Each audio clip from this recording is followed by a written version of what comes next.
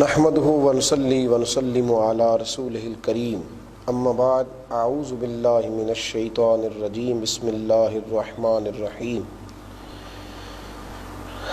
ابا واستكبر وكان من الكافرين صدق الله العظيم الصلاة والسلام عليك يا سيدي يا رسول الله وعلى آلك واصحابك يا سيدي يا حبيب الله الصلاة والسلام عليك يا سيدي يا نبي الله وعلى آلك واصحابك يا سيدي يا حمد و صلاة کے بعد نبی کریم صلی اللہ علیہ وسلم نے فرمایا کہ میں دنیا میں اخلاق حسنہ کی تکمیل کرنے کے لیے آیا. سادہ سا مختصر سا اخلاق تو میں نہیں سکھاؤں گا بلکہ وہ اخلاق سکھاؤں گا جو دنیا میں سب سے زیادہ بلند ترین ہوں گے, سب سے زیادہ معیاری اخلاق. دین معیاری تو اخلاق بھی معیاری. معیاری اخلاق صرف یہ نہیں کہ تم میٹھے میٹھے رہو اور تم اپنے مطلب کے لیے گفتگو اچھی اور صاف ستھری کرو اور باقی تمہاری سوچیں جہاں مرضی بھٹکتے پھریں, بلکہ مومن کا اخلاق اور مومن کی زندگی میں جو خوبصورتیاں ہو سکتی ہیں اور کائنات میں اللہ کے بندے میں جتنے رنگ بھرے جا سکتے ہیں, محبوب فرماتے ہیں میں سارے تمہارے اندر بھروں گا. اعلیٰ ترین معیاری اخلاق.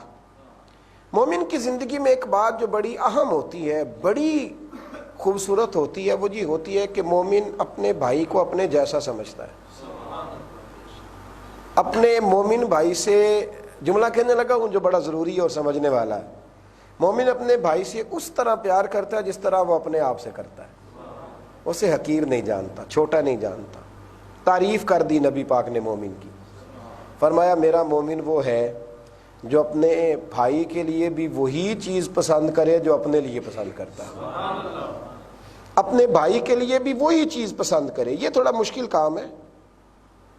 ہمارے دیہاتوں میں عورتیں جب بازار جاتی ہیں شادیوں پہ تو دو قسم کے کپڑے پسند کرتی ہیں. کہتی ہیں کہ ایک وہ والا کپڑا دکھایا جائے جو پہننے والا ہے اور ایک وہ دکھایا جائے جو دینے دلانے والا ہے. تو یہ دینے دلانے والا وہ ہوتا ہے جو پہننے کے قابل نہیں ہوتا. ہمارے ہاں کچھ تاجر یوں بھی کرتے ہیں کہ وہ کہتے ہیں جی وہ میں زکوٰۃ کی مد میں کچھ چیزیں دے دیتا ہوں اور سارا سال تھوڑی تھوڑی دیتا رہتا ہوں. بھلا کیا دیتے ہیں؟ جو کپڑا بکتا نہیں وہ دے دیتے ہیں, جو چیز کوئی نہیں خریدتا وہ زکوٰۃ کی مد میں دے دیتے ہیں. نبی کریم علیہ الصلوۃ والسلام نے مومن کی صفات میں جو صفت اعلیٰ ترین انداز میں بیان فرمائی, جو اعلیٰ معیار کی چیزیں تھی, فرمایا مومن کسی کو حقیر نہیں سمجھتا, مومن کسی کو اپنے سے چھوٹا نہیں سمجھتا. مومن بحیثیت مومن برابر ہے. شیطان نے جو گناہ کیا تھا نا, گناہ وہ یہ کیا تھا کہ جب سب فرشتوں نے سجدہ کیا, اللہ کریم نے کہا سجدہ کریں جناب آدم کو. وَإِذْ قُلْنَا لِلْمَلَائِكَةِ اسْجُدُوا لِآدَمَ, جب کہا گیا کہ جناب آدم کو سجدہ کریں, فَسَجَدُوا, تو سب نے سجدہ کیا, إِلَّا إِبْلِيسَ, سوائے ابلیس کے. کیوں؟ ابا وَاسْتَكْبَرَ, اس نے انکار کیا اور تکبر کیا. اس نے تکبر کیا, اپنے آپ کو بڑا جانا معاذ اللہ حضرت آدم سے. وَكَانَ مِنَ الْكَافِرِينَ, اور کافروں میں سے ہو گیا, وہ تھا کافروں میں سے. جب انسان حقیر جانتا ہے نا کسی کو تو یہ کمزور اخلاق کی علامت ہے. وہ بندہ چھوٹا نہیں ہوتا جس کو یہ چھوٹا سمجھ رہا ہوتا ہے, بلکہ کسی کو چھوٹا سمجھنے والا خود بہت چھوٹا ہوتا ہے. یہ بہت چھوٹا آدمی ہے جو کسی کو چھوٹا جانتا ہے. میرے نبی کریم علیہ الصلوۃ والسلام نے فرمایا یہ جو تکبر کرنے والے ہیں نا, قیامت کے دن اللہ انہیں چیونٹیوں کی شکل میں مسخ کر دے گا, مسخ کر دے گا انہیں, اور غریب اپنے پیروں کے نیچے انہیں کچل کر چلے جائیں گے. علم والے کو اللہ نے شان دی ہے, لیکن اگر وہ یہ بن کے بیٹھ جائے نا کہ میں عالم ہوں, تو حضور نے فرمایا من قال انا عالم فهو جاہل, جو دعویٰ کرنے لگ گیا کہ میں بہت بڑا عالم ہوں وہ تو جاہل ہے. کام تو یہ تھا کہ یہ پیار کرتا, یہ محبت بانٹتا. مومن کی صفت ہے, یہ کسی کو حقیر نہیں سمجھتا. خطبہ حجت الوداع ہو رہا تھا ہمارے ہاں. جب بجٹ پیش ہوتے ہیں, جب قومی منشور اور دستور پیش ہوتے ہیں, تو لوگ ذات پات اور برادریوں کی بات تھوڑی کرتے ہیں. لوگ تو کہتے ہیں میں اکانومی کی بات کروں گا, میں وہ بڑی بڑی باتیں کروں گا, پر میرے نبی کریم علیہ السلام نے جب انسانیت کا منشور دیا تو حضور نے فرمایا سنو میرے غلاموں، کوئی بڑا نہیں کوئی چھوٹا نہیں، کوئی عربی نہیں کوئی اجمی نہیں، کوئی گورا نہیں کوئی کالا نہیں، ایک جملہ ایسا ہے جو تاریخ ساز ہے، جو سمجھنے والا ہے۔ حضور نے فرمایا تم سب جناب آدم کی اولاد ہو، تم سب حضرت آدم کی اولاد، اور جناب آدم کو مٹی سے بنایا گیا۔ ہاں اللہ کی نظر میں اس کا اکرام زیادہ ہے جو نیک زیادہ ہے، وہ اللہ سے ڈرتا زیادہ ہے۔ مومن اپنی زندگی میں یہ صفت پیدا کرے، کسی کو حقیر نہ سمجھے، کسی کو چھوٹا نہ جانے، ورنہ اس کے دل میں تکبر کا وہ بیج، وہ پودا اگے گا جو اس کے باطن کو اجاڑ کے رکھ دے گا، جو اس کی روح کو ویران کر دے گا، جو اس کی طبیعت میں وہ فطور پیدا کرے گا جو کبھی بھی صحیح نہیں ہو سکتا۔ میرے بھائیوں، کبھی کسی کو حقیر نہ جانے، کبھی کسی کو چھوٹا نہ سمجھے۔ نبی کریم علیہ السلام ایک سفر پہ تھے، دیکھیں حضور علیہ السلام، کون پیر ہے جو شاپر خود اٹھاتا ہے سبزی کا؟ کون صوفی ہے جو آج کہتا ہے کہ چلو میں اپنے گھر کا تھیلا ہی خود اٹھا لوں؟ کون سیٹھ صاحب ہے جو یہ دعویٰ کرے کہ چلو میں اپنے گھر کی سبزی خود لے آؤں؟ اب اس کو بھی لوگوں نے اعزاز سمجھ لیا کہ کوئی پیچھے پیچھے چل رہا ہو چیزیں لے کے۔ نبی کریم علیہ السلام صحابہ کے بیچ بیٹھے تھے، ایک سفر تھا۔ حضرت ابو ہریرہ فرماتے ہیں کھانا پکانے کی باری آئے تو حضور نے فرمایا فلاں صحابی گوشت بنائیں گے، فلاں سبزی کاٹیں گے، فلاں چولہا جلائیں گے، فلاں کام کریں گے، اور فرمایا میں لکڑیاں جمع کر کے لاؤں گا۔ یا رسول اللہ ہم کس لیے خدمت کریں گے؟ فرمایا نہیں، جب مل کے کام کرنا ہے تو میں بھی کروں گا۔ یہ جو مزاج ہے نا تھوڑا سا چھوٹے کا، بڑے کا، سیٹھ صاحب کا، نواب صاحب کا، جی سر جی کہلانے کا شوق، اس شوق سے ذرا باہر نکلنا چاہیے۔ مومن کا یہ معیار نہیں ہوتا، وہ نارمل سی زندگی گزارتا ہے، وہ پیار والی زندگی گزارتا ہے، اسے انسانوں کے چہروں سے انسان ہی نظر آتے ہیں، غلام نہیں نظر آتے، اسے لوگوں کے چہروں سے نبی کریم علیہ السلام کے امتی نظر آتے ہیں، کوئی چھوٹی بڑی برادری کے لوگ نظر نہیں آتے۔ مومن کبھی کسی کو حقیر نہیں جانتا۔ میرے نبی کریم علیہ وآلہ وسلم کے غلام یہ فرماتے ہیں، حضرت حذیفہ رضی اللہ تعالیٰ عنہ فرماتے ہیں ہم نبی پاک علیہ السلام کے ساتھ ایک جنازے میں شریک تھے۔ جنازے کے موقع پر حضور جو باتیں کرتے تھے وہ دلوں کو نرم کرنے والی کرتے تھے۔ جنازے میں شریک تھے تو نبی پاک علیہ السلام فرمانے لگے میں تمہیں اللہ کے بندوں میں سے بدترین بندے کے بارے میں نہ بتاؤں؟ بد نہیں، بدترین بندے کے بارے میں نہ بتاؤں اللہ کے بندوں میں سے؟ یا رسول اللہ بتائیے۔ تو نبی کریم علیہ السلام نے فرمایا جو تکبر کرے اور دوسروں کو حقیر سمجھے وہ بدترین ہے اللہ کے بندوں میں سے، بدترین آدمی ہے۔ اور ساتھ ہی میرے محبوب نے فرمایا میں تمہیں اللہ کے بندوں میں سے بہترین بندہ نہ بتاؤں؟ بہترین شخص کی طرف تمہاری توجہ نہ کراؤں؟ بہترین آدمی یعنی اخلاق کے اعلیٰ معیار پر فائز۔ یا رسول اللہ صلی اللہ تعالی علیہ وسلم وہ کون ہے؟ تو نبی پاک نے فرمایا وہ لوگ ہیں جنہیں دنیا کمزور سمجھتی ہے، جنہیں دنیا ضعیف سمجھتی ہے۔ فرمایا جو سادے کپڑوں میں ملبوس ہوتے ہیں، دنیا داری کے لحاظ سے تو لوگ ان کی عزت نہیں کرتے، لیکن اگر وہ اللہ کو قسم دے لے تو اللہ ان کی قسم بھی پوری فرما دیتا ہے، اللہ ان کی قسم کو پورا کر دیتا ہے اگر وہ قسم دے لیں۔ میرے رسول کریم علیہ السلام کو اللہ نے اعزاز دیا، شانیں دیں، لیکن حضور علیہ السلام نے کبھی کسی کو حقیر نہیں جانا، بلکہ صحابہ کرام علیہم رضوان فرماتے ہیں، ایک صحابی کہتے ہیں ایک دن حضور نے خود مجھے فرمایا آؤ میرے ساتھ چلیں۔ حضور کہاں جانا ہے؟ فرمایا مسواکیں لینے جانا ہے۔ محبوبہ کے انداز ہے ساتھ لے جانے کا، کیا رنگ ہے ایسا کوئی محبوب کہیں ہوگا نہ کہیں ہے، بیٹھا ہے چٹائی پہ مگر عرش نشیں، آؤ نہ مسواک لینے چلیں۔ کیا انداز ہے محبوب کا۔ کہتے حضور ساتھ لے گئے اور نبی کریم نے اپنے دست مبارک سے درخت سے مسواکیں اتاری۔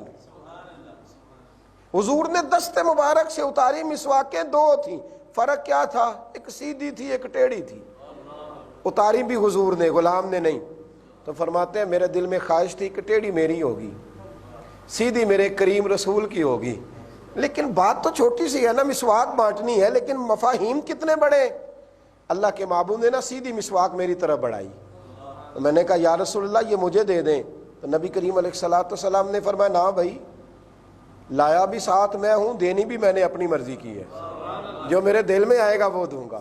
حضور نے مجھے سیدھی مسواک دی، ذرا بات کو سمجھیے، خود حضور نے یہ مومن کا اعزاز بیان کیا ہے کہ مومن کی شان یہ ہے کہ جو اپنے لیے پسند کرتا ہے وہ اپنے بھائی کے لیے پسند کرتا ہے۔ یہ کوئی طریقہ نہیں کہ وہ ردی چیزیں تو دوسروں کے لیے رکھے۔ وہ دیکھیں نا، بہت بڑے سیٹھ کی میں بات نہیں کرتا، میرا تو پھل بیچنے والا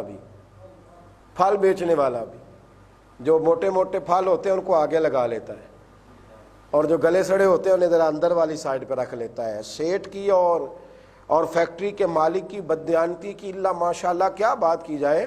یہاں تو میرے بھائی حال یہ ہے کہ وہ آدمی جو معمولی دکانداری کرتا ہے، وہ اس سے اگر کہا جائے کہ یہ گلے کیلے اور گلے سیب جو تو دوسرے کے بچوں کو کھلا رہا ہے، پسند کرے گا کہ تیرے بچے کھا کے بیمار ہو جائیں؟ یار یہاں تو یہ حال ہو گیا کہ دوائیوں میں لوگ ملاوٹ کرنے لگے، یہ سوچتے ہی نہیں کہ اگر یہ دوائی پلٹ کر میرے بچے نے کھا لی تو اس کا کیا بنے گا۔ ہم لوگوں نے یہ سوچنا اور سمجھنا چھوڑ دیا ہے، اپنی ذات کے لیے سوچنا، اپنا محل بنانے کے چکر میں رہنا۔ دوسرے کا بھی خیال کریں، دھوپ میں جلنے والے کا بھی خیال کریں، مزدوری کرنے والے کا بھی خیال کریں، جو چھت پہ کام کر رہا ہے سخت کڑی دھوپ میں اس کا بھی تھوڑا خیال کریں۔ جناب حذیفہ رضی اللہ تعالیٰ عنہ فرماتے ہیں کہ میں ایک دن نبی پاک علیہ السلام کے ساتھ سفر کر رہا تھا۔ سفر میں بھی ہم اپنے آرام کا خیال کرتے ہیں، دوسرے آرام کی کوئی فکر نہیں، ہمارے ساتھ اور بھی لوگ سفر کر رہے ہیں، بس میرے لیے سیٹ بھی وسیع ہونی چاہیے، مجھے ہوا بھی اچھا آنی چاہیے۔ کہتے میں حضور کے ساتھ سفر کر رہا تھا، گرمی بڑی شدید تھی، تو سامنے کنواں نظر آیا، امام غزالی نے اس کو لکھا ہے۔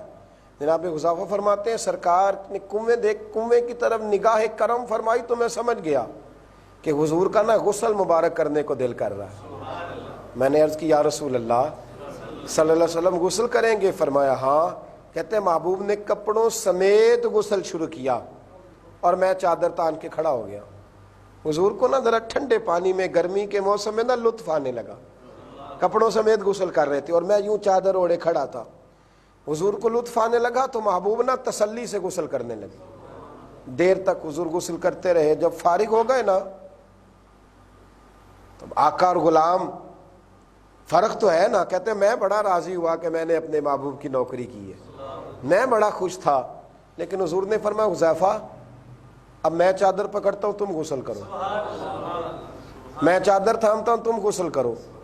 کوئی شیخ صاحب اس سنت پہ بھی عمل کریں، کوئی پیر صاحب اس سنت پر بھی عمل کریں، کوئی علامہ صاحب، مفتی صاحب، درویش صاحب یہ والی سنت بھی ادا کریں۔ صاحب نبی کریم علیہ الصلوۃ والسلام نے فرمایا میں چادر تھامتا ہوں تم غسل کرو۔ یا رسول اللہ بس ٹھیک ہے، آپ مہربانی فرمایا غسل ہو گیا نا، مجھے ضرورت نہیں۔ تو حضور نے فرمایا جتنی گرمی مجھے لگ رہی ہے تمہیں بھی اتنی لگ رہی ہے، میں چادر پکڑتا ہوں تم غسل کرو۔ فرماتے ہیں جب محبوب کریم نے حکم دیا، حکمن کہا، میں نے چادر تھام لی۔ آمنہ کے معصوم لال، عبداللہ کے در یتیم، کائنات کے مالک و مولا محبوب کریم غسل کرنے لگے۔ کہتے ہیں مجھے حیا آ رہی تھی کہ حضور کو میں نے کھڑا کیا ہوا ہے، تو میں نے جلدی سے غسل کیا اور میں نے کہا حضور بس۔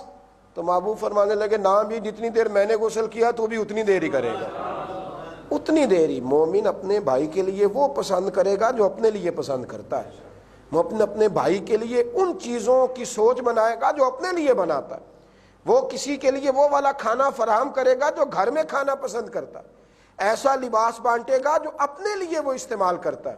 خدا را اس سوچ سے نکل آئے، یہ کمزور لوگوں کی سوچ ہوتی ہے، یہ لالچی لوگوں کی سوچ ہوتی ہے جو اپنا گھر بنانے کے لیے دوسرے کا گھر اجاڑنے تک آ جاتے ہیں۔ کوشش کریں اخلاق حسنہ کے اندر یہ رعنائی ہو، یہ خوبصورتی ہو، یہ معیار ہو۔ حضرت عمر فاروق رضی اللہ تعالیٰ عنہ رات کو گزر رہے ہیں، چہرے پہ نقاب اوڑا ہوا ہے، ایک خیمے کے قریب سے گزرے، مدینے کے مضافات میں ایک خیمہ لگا ہوا ہے، اندر سے کسی عورت کے ہائے ہائے کرنے کی آواز آ رہی ہے۔ جناب عمر فاروق رضی اللہ تعالیٰ عنہ باہر بیٹھے آدمی سے کہنے لگے کیا ماجرا ہے؟ کہنے لگا جی میں دور سے آیا ہوں، امیر المومنین جناب فاروق اعظم سے ملنا ہے، رات گہری ہو گئی تھی تو خیمہ لگا لیا ہے کہ چلو سویرے مل لوں گا۔ جناب عمر فرمانے لگے اندر سے کراہنے کی آواز کس کی آ رہی؟ امیر المومنین، یہ وہ لوگ تھے دھرتی کا وہ حسن جنہیں نبی پاک نے کہا ہے انسان پر میں نے ستارے بنا دیے، الصحابی کا نجوم، یہ ہدایت کے ستارے ہیں نبی کریم علیہ السلام کے غلام فرمانے لگے یہ اندر سے رونے کی آواز کاہے کی؟ یا رسول اللہ میری بیوی امید سے ہے، بچے کی ولادت کا وقت آ گیا ہے، پردیس ہے، کوئی خیال کرنے والا نہیں۔ حضرت عمر فاروق فٹافٹ گھر گئے، اپنی زوجہ کو دروازے پہ کھڑے ہو کے فرمانے لگے ام کلثوم نیکی کمانے کا ارادہ ہے؟ خادمہ سے نہیں کہا، خادمہ سے نہیں کہا، سمجھیے گا بات۔ حضرت عمر کی مثالیں دینا آسان ہے، ان کے طریقے پر چلنا مشکل ہے۔ خادمہ سے نہیں کہا بلکہ جناب عمر فاروق رضی اللہ تعالیٰ عنہ نے خاتون اول سے کہا، خاتون اول سے، گویا ملکہ سے کہا، ملکہ سے، مثال دے رہا، ملکہ سے کہا نیکی کمانے کا ارادہ ہے؟ زوجہ کہنے لگی عمر بڑا ارادہ ہے۔ کہا چلو پھر نیکی کا وقت آیا ہے، کیا کام ہے؟ کہا وہ ایک پردیسی ہے، اس کے ہاں بچے کی ولادت کا وقت ہے، چلو گی؟ تو جناب ام کلثوم امیر وقت کی زوجہ، اللہ کرے یہ ذوق پیدا ہو، یہ ذوق پیدا ہو۔ اب تو لوگوں نے، بادشاہوں نے عوام کو کیڑے مکوڑے جاننا شروع کر دیے، اب تو سمجھتے ہیں کہ ان کی ڈیوٹی ہے ہمارے نعرے لگانا۔ جناب عمر نے زوجہ کو ساتھ لیا، انہوں نے چنے لے لیے، پانی لے لیا، گڑ لے لیا، جو ولادت کے وقت چیزوں کی ضرورت ہوتی ہے ساری لے لی۔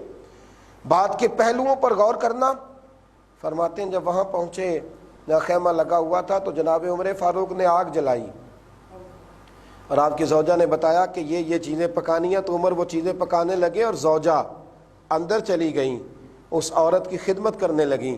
جناب عمر فاروق انڈیا پکا رہے، امیر المومنین کھانا پکا رہے ہیں، گڑ بنا رہے ہیں، وہ چنے کا جو اس زمانے میں ولادت کے وقت کھانا تیار ہوتا تھا پکا رہے ہیں۔ وہ آدمی کہتے ہیں جب عمر پھونکے مارتے تھے نا آگ جلانے کے لیے تو داڑھی سے دھواں نکلتا، میں اپنی آنکھوں سے دیکھتا تھا۔ فاروق اعظم نے وہ آگ جلائی، کھانا پکایا، اللہ نے اس شخص کو بیٹا دیا، تو آپ کی زوجہ اندر سے بول کے فرمانے لگی امیر المومنین مبارک ہو، امیر المومنین مبارک ہو، اللہ نے آپ کے دوست کو بیٹا عطا فرمایا ہے۔ وہ شخص کہتا ہے میرے ہاتھ میں پیالہ پکڑا تھا، جب امیر المومنین کے لفظ گئے تو پیالہ لڑکھڑا کے گرا اور ٹوٹ گیا۔ میں نے جناب عمر کی طرف دیکھا، میں نے کہا میں تو غلام غلام کہہ کے آوازیں دیتا رہا، آپ امیر المومنین ہیں، یہ آپ نے کیا کیا؟ جناب عمر فرمانے لگے وہی کیا ہے جس کا میرے نبی نے مجھے درس دیا ہے۔ سب انسان برابر ہیں، سب جناب آدم کی اولاد ہے۔ مومن کے اخلاق کا کمال ہے کہ وہ جو اپنے لیے پسند کرتا ہے وہی اپنے مومن بھائی کے لیے پسند کرتا ہے۔ یہ مومن کی زندگی کا معیار ہے، سٹیٹس ہے۔ فرمایا سویرے آنا، جس کام سے آئے ہو تمہاری وہ خواہش بھی پوری کر دی جائے گی۔ وہ والا معیار بنائے زندگی میں کہ جس میں آپ کے اخلاقی قدریں اونچی ہو جائیں۔ اللہ تعالیٰ نور بھرے ان دنوں میں ہمیں ان خوبصورت چیزوں کو اپنانے کی توفیق عطا فرمائے۔ آخر دعوانا الحمدللہ رب العالمین۔